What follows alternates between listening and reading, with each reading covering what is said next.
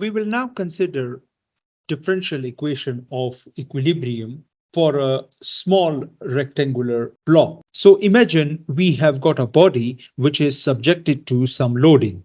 The body is defined in a 2D Cartesian coordinate system. We take a block out of this body, which is shown in yellow. That block is isolated, and we will try to derive the equilibrium equation for this block. We can see that this block has got four faces, which are named as face 1, 2, 3, and 4.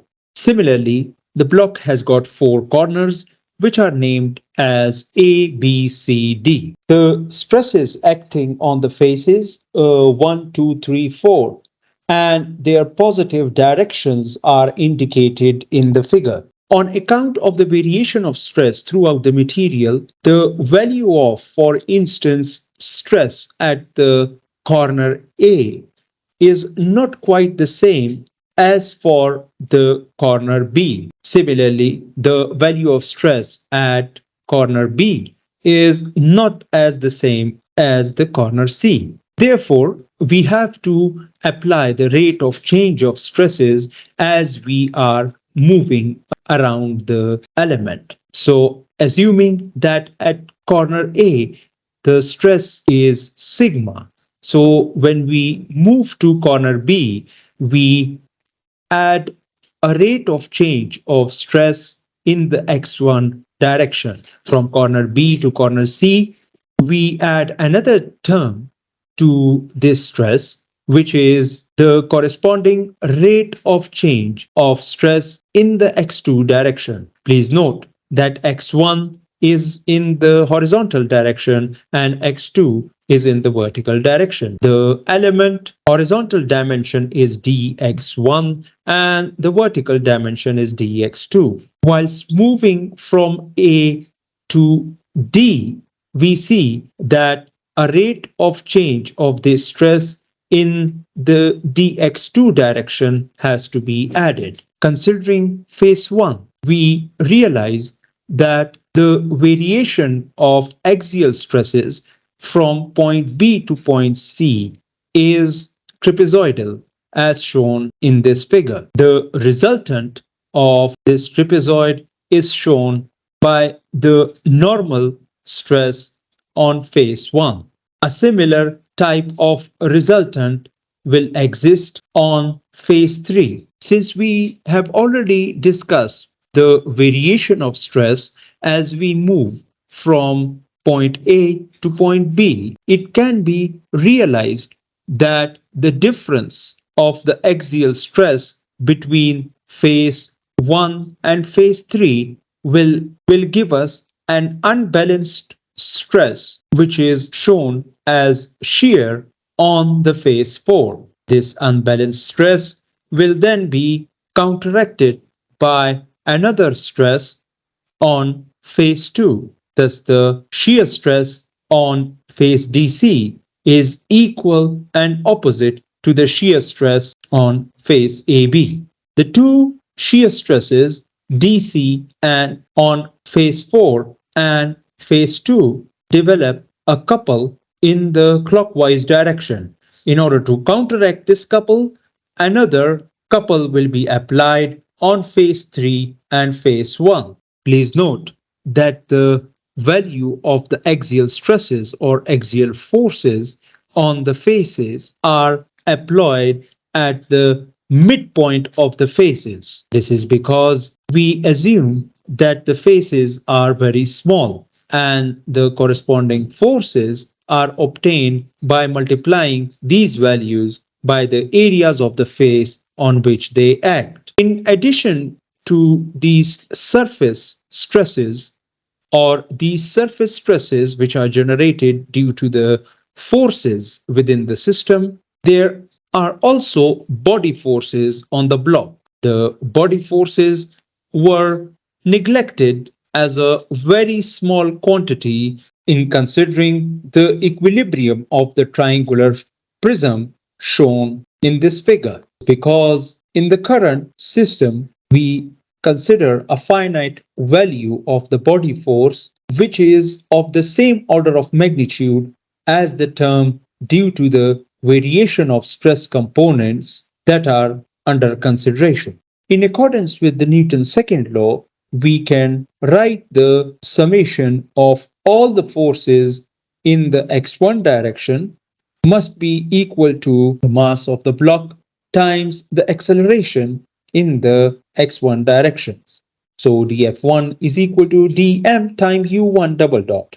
Now, if the mass per unit volume of the block is rho, then we can write dm as rho times dx1 dx2 times u1 double dot. Please note that the third dimension, which is the thickness of the block, is considered 1 in the current derivation. In order to determine the dF1 or summation of all the forces in the x1 direction, we have to add up four different forces. The resultant force on phase 1, the resultant force on phase 3, the shear force on phase DC, and the shear force on phase AB. So the resultant force on phase 1 is equal to mean of the stress at B plus the stress at C multiplied by dx2 times 1. That has been done over here. This is positive because the force is in the positive x1 direction. So strain 1,1 plus partial stress 1,1 by partial x1 times dx1, which will give us the stress at corner B, and then the stress at corner C can be easily added to it. The stress at column C is stress 1,1 plus partial of stress 1,1 by partial x2 dx2 plus partial of stress 1,1 by partial x1 dx1. Similarly, the force on phase 3 can be determined by adding the corner stress at A plus the corner stress at D into half times dx2 into 1. The reason we are considering half is because we assume a trapezoidal distribution. That is, the second term is negative because the force is in the opposite direction of x1. The third term involves the force which is on the face DC.